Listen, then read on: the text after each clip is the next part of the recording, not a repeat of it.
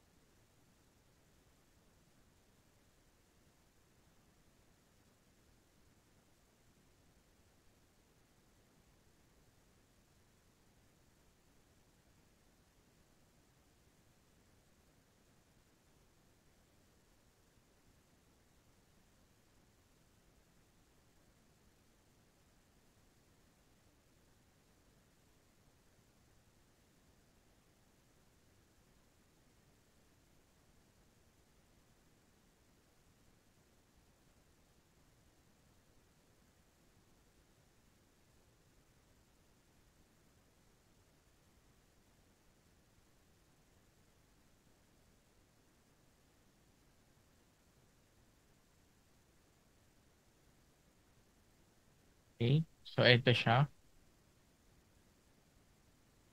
10 days. Okay, hindi ko nakita. Sorry. So, execute natin. So, ito yung output 10 days ng March 28. So, 2021, 4/7. Okay, that is for adding 10 days. E, paano naman kay MySQL? So, si MySQL, again, create po tayo ng table. Ito yung pagbabagsakan ng data natin. Okay. And then yung delimiter natin, huwag kakalimutan, doon ipapasok yung syntax. Again, paano yung delimiter? Delimiter replaces your existing terminator or line terminator which is semicolon with the new symbol. Ang purpose nito is para ma-execute natin lahat ng laman ng ating begin at end statement. Otherwise, kung hindi po tayo gagamit, kung hindi tayo gagamit niyan, hindi ma-execute yung ating trigger kasi maraming laman sa loob. Okay? So for example, nag-try tayong mag-select. Gagana kaya siya? So tingnan natin.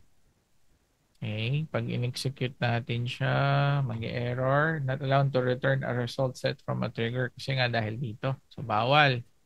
So ang gagawin natin, mag-insert table na lang tayo. Okay.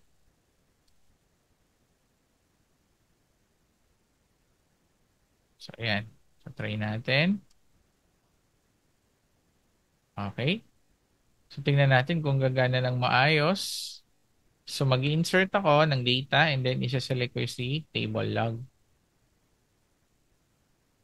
Okay. Add 10 days, new date. Okay. So good. Ito din yung value. Okay. So dito hindi tayo gumamit ng gumamit pala tayo ng new. Tandaan natin, dito naman sa MySQL, pag yung mga data ng insert, lahat yan pumapasok sa new. At kapag naman deleted, pumapasok siya sa old. Pag update naman, pumapasok yung bagong data sa new, yung previous or lumang data sa old. Okay? So, ang set ay ginagamit natin para maglagay ng value sa ating variable. Speaking of variable, bakit po tayo may underscore? Underscore is just a prefix. Pwede pong walang underscore. Pero gusto kasi natin siyang i-match sa SQL Server na gumagamit ng @ symbol. At symbol kasi is sa declaration ng variable na na-existent siya sa MySQL. So, ang ginagawa natin ay underscore.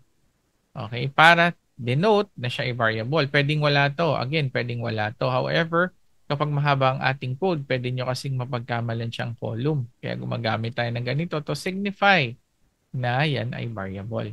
Okay? Sana malinaw yon. So, ang set natin, pwede rin po to kay SQL Server. Ang set natin is naglalagay ng value sa ating variable. Okay?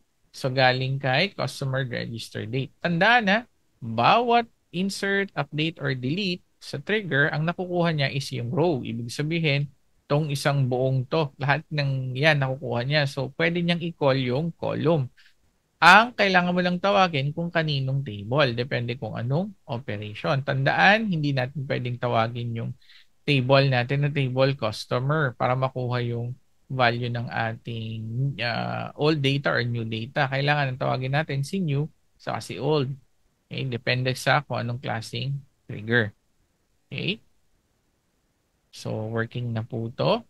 So, syntax natin, again, delimiter, huwag kakalimutan. And then, yung delimiter na dineclare, lalagay sa last na end statement. After nyan, okay, after insert on, anong table? This is an after insert. Kung gusto mong before, okay lang din. Pero, syempre, pinakagamitin is usually yung after trigger. And then, for each row, this is an additional command. Wala niyan sa SQL Server, pero pares lang naman sila ng pinagagamitan. Ibig sabihin, sa bawat insert mo, okay, yung row maa-access mo. Okay, sa bawat insert. Okay, next sample. Meron naman tayo dito get the difference in months. Okay, ang ginamit naman natin dito is date diff. So sa date diff, okay, date diff, sorry, month na nga pala to.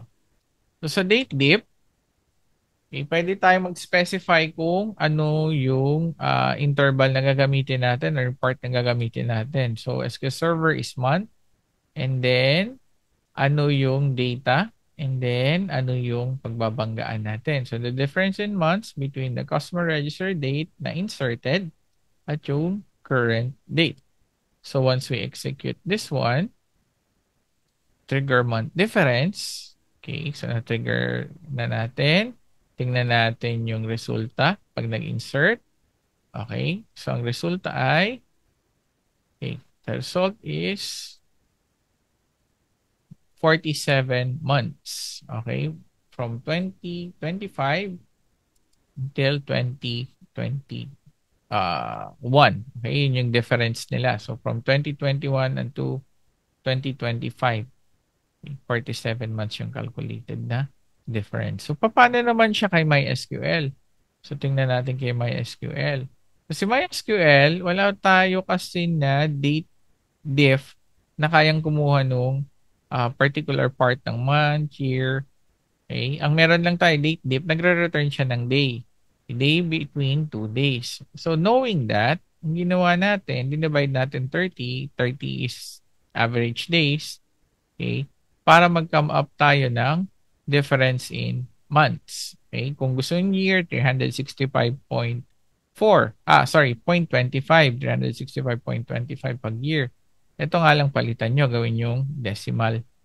Okay? Kasi ito naman whole numbers. Wala tayong problema. So, execute natin siya. Yung trigger natin. Okay?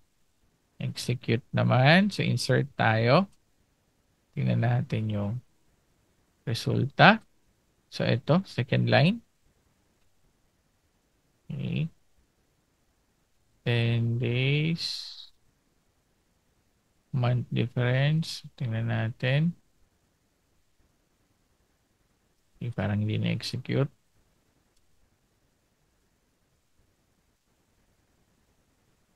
Okay. Check natin. Okay. Hindi na-execute Trigger month difference after insert. Okay. So, isa pa. So, insert.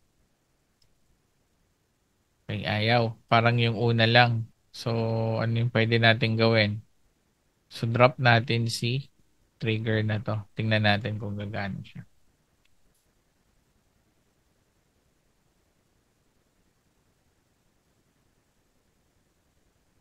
So, mag-drop tayo.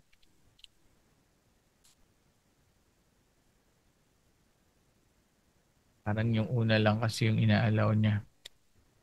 So, drop trigger. Okay, na-drop natin yung trigger. Tapos, ulitin natin to.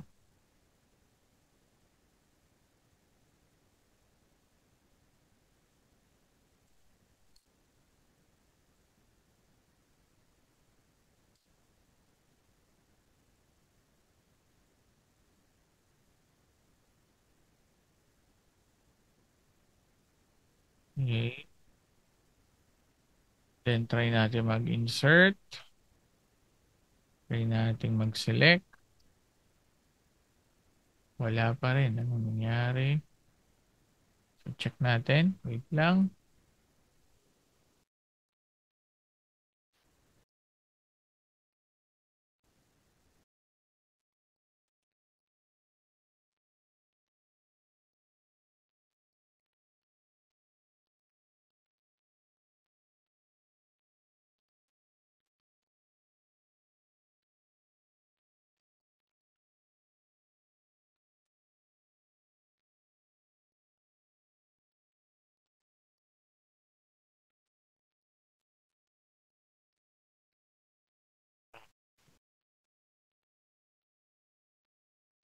Nakita ko na. Kaya anong problema ito? Limutan natin. Kasi delimiter to. Semicolon. Okay, hindi niya matatapos yung code. Hindi nag-exist yung code. Yan o. Trigger does not exist. So, execute natin siya. Okay. So, check na natin. Okay, month difference. 47 months. Okay, next. SQL Server naman. Ulit. Okay. Credit limit category.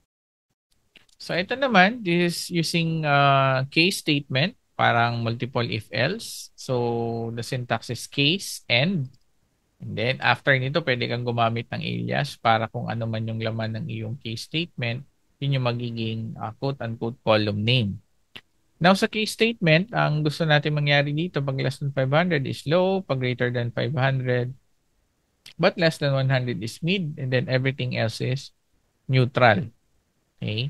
So, piprint lang natin siya.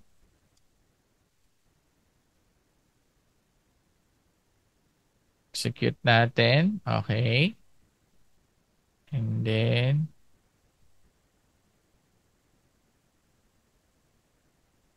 tingnan natin. Insert.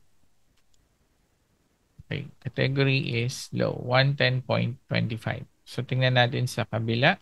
MySQL. Okay. Kalimutan to.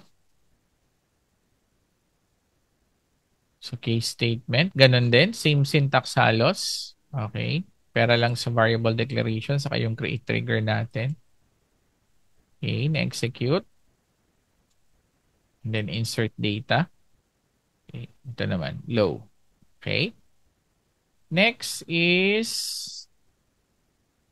get time, get date and time. Okay. So ito naman kunin daw yung Thailand date sa Spain date. Ngayon, paano yung pinakamadali nito? Kala ba magbibigay ulit ako ng panibagong time zone. So ito, guys, tandaan is mga capital to. So next time sige bibigay ko na lang capital. So si Spain, okay, ito yung mga area, Amsterdam. Kung alam mo yung mga area sa Spain. So Amsterdam, okay. Berlin is Germany. Okay. Gusto mo sa Athens, Greece, ito. Cairo, Egypt. Okay. Gaza. Okay. Alam naman natin kung saan yon. Malapit sa Israel. Okay. So, yan. Diyan mo lang hahanapin sa time zone ng PC nyo. Nakikita nyo, na ninyo dyan kung ano yung UTC. So, tandaan natin, UTC is base time natin which is 0. Okay. So, sa Pilipinas is +8. So, same tayo ng Kuala Lumpur, Taipei. Okay. So, doon lang hahanapin. So, Thailand is +7 and Spain is +1. So, create trigger natin. Execute. Okay, execute na. And then, insert natin. Okay, conversion field. Okay. So, ito, may problema tayo. Date time from character string. So, this is date time. So, anong kulang? So, kulang yung ating version cast. Pwede ring convert kung gusto niyo lagyan ng style.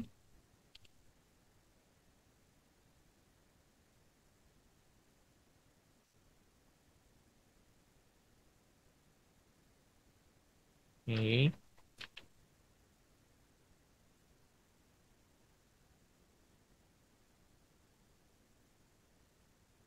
You. Yan, tapusin ko lang to. Patapos na naman ako. Abisado mo. Nagre-record ako ng audio.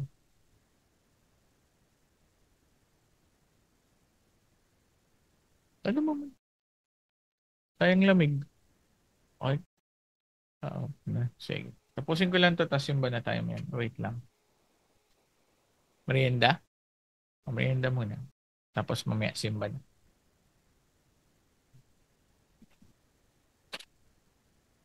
Okay, so tingnan natin kung working na to. Kalimutan ko kasi yung convert date and time nga pala. Tapos try natin mag-concatenate. Mag-error yan. So, okay, nag-exist na. Anong gagawin pag nag-exist? Of course, you could drop, you could alter. Alam mo, pakita ko naman yung alter. So, tanda ng alter, gagana lang kapag meron na. Okay, hindi yan gagana kapag wala pa. Tingnan natin, alter trigger. Okay, alter natin. So, tingnan natin nga kung mag-execute na. Okay. Thailand date time is okay. Okay. So working na siya. So may SQL naman. Tingnan naman natin kung paano sa may SQL. Date. Okay. So cast din natin to kasi mag-error din to.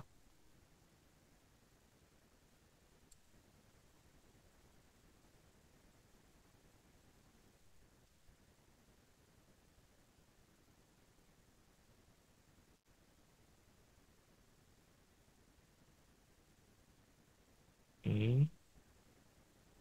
Check natin. Okay. So ito ulit. Magkakalimutan. Ating delimiter. So i-check. Execute. Okay. May syntax error tayo. Spain daytime. So hindi niya inaalaw. Kanina, hindi ko nga pala na-explain, multiple variables separated by comma para hindi pa ulit-ulit yung declare. So yun ginawa ko sa SQL Server. Dito, mukhang hindi niya tinatanggap. Okay. Pero alam ko may shortcut din dito. Kaya hindi check it up na lang para hindi pa ulit-ulit yung declaration. So, yan. Get clear varchar. Okay.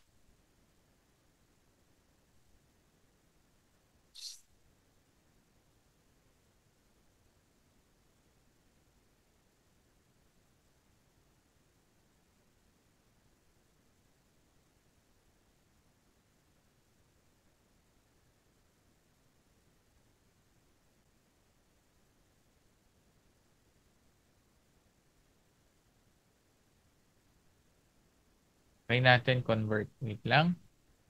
Try natin convert.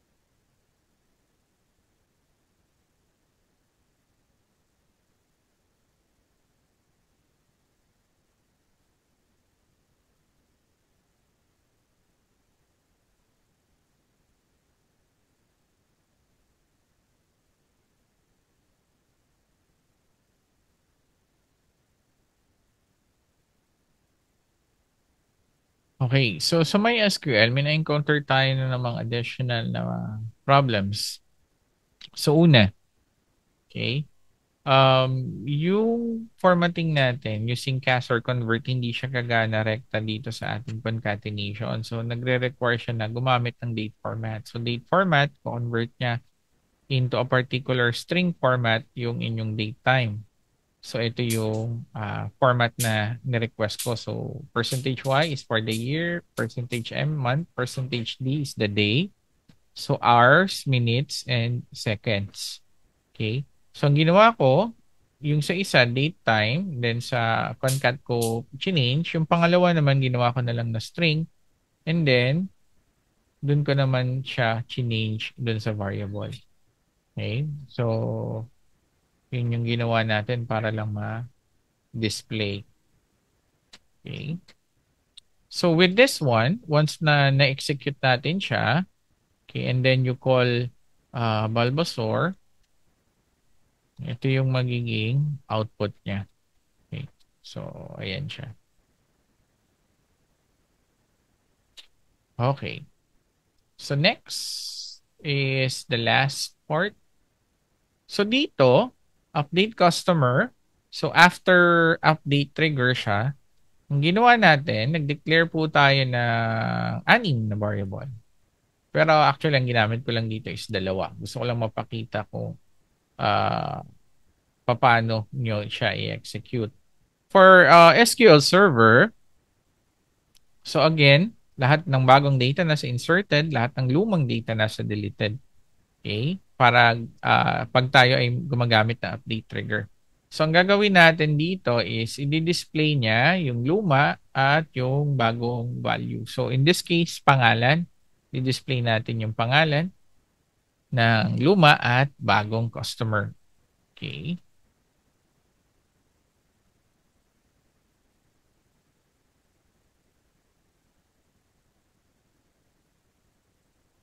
Execute natin. So check ko lang kung sino yung pwede nating baguhin. So let's say customer ID 14. Customer ID 14.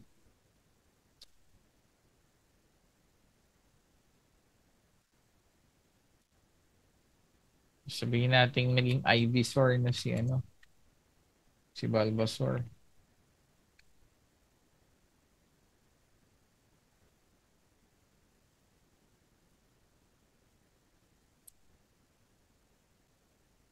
Okay, so tingnan natin.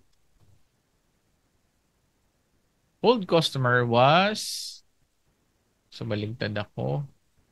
Old name. Okay, napagbaligtad natin. Sorry. Correct natin.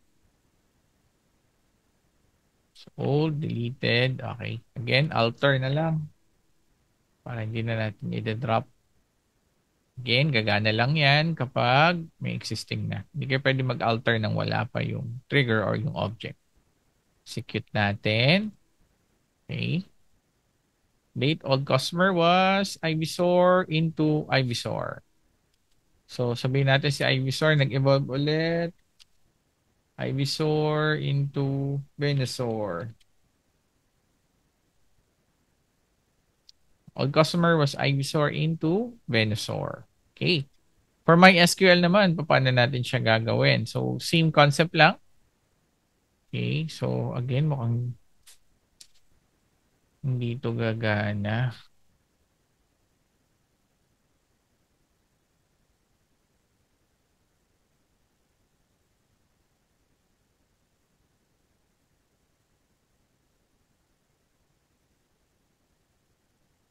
Okay. Ulit. Hold. Okay. So, execute natin. Third trigger.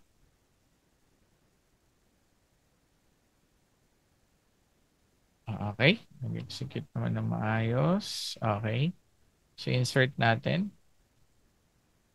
Hindi. Update nga pala to. So, kopyahin na lang natin yung syntax nito.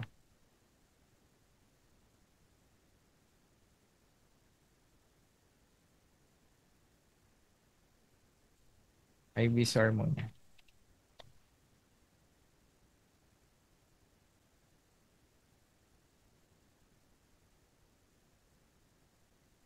Okay. May error. Doesn't exist. Old. Okay. From old. Doesn't exist. Okay. Wait lang.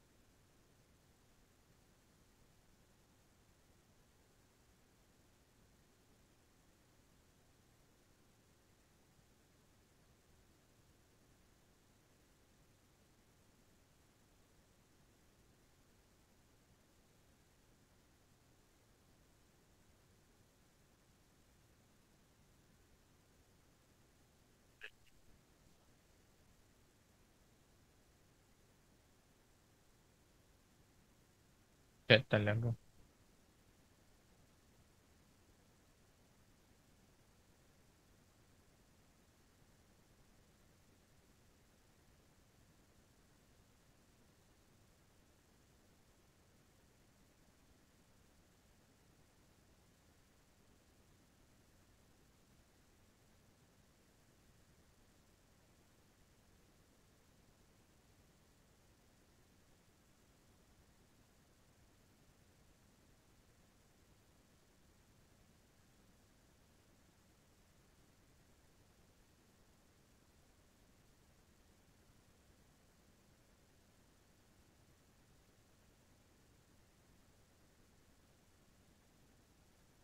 Okay. So, yun. May kaartihan na naman si MySQL. So, this particular syntax pala, hindi obra pag old and new.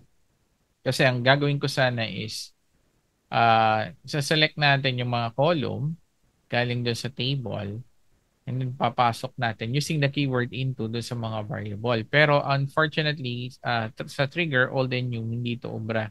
Kailangan lang talaga is set. So, we have two option. Pwede nating gawin na ganito.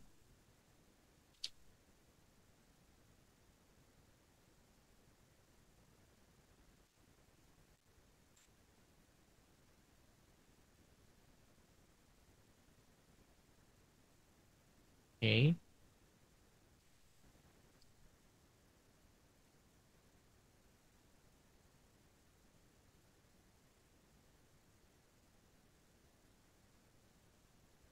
Alter natin.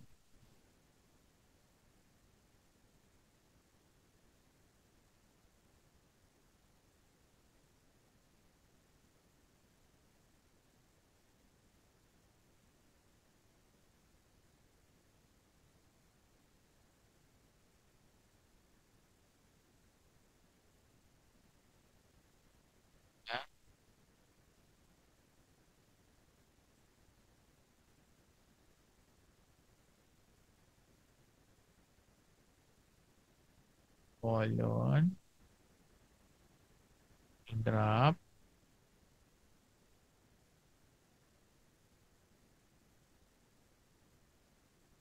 Not allowed to return as sorry. Oo. Yan. Bawal nga palang mag-select.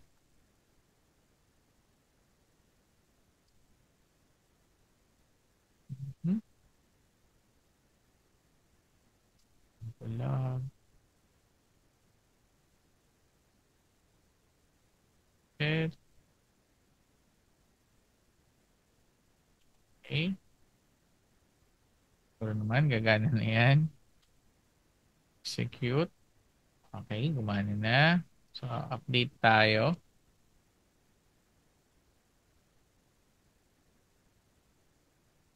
Okay. Bulbasaur into Ivysaur. Then, Venusaur.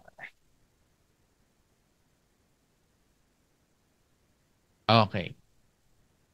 Okay. So, yan. Yan yung mga samples natin para dito sa ating activity in the previous week. So hopefully medyo mas naintindihan natin. May mga limitations si MySQL, may mga ibang code. Pero yung pattern, halos isa lang naman. So alter, parang nagkakaproblema siya. So drop trigger na lang and then delimiter. Okay. Pero si SQL Server, wala namang problema dun sa alter natin. Okay. So yun. Thank you.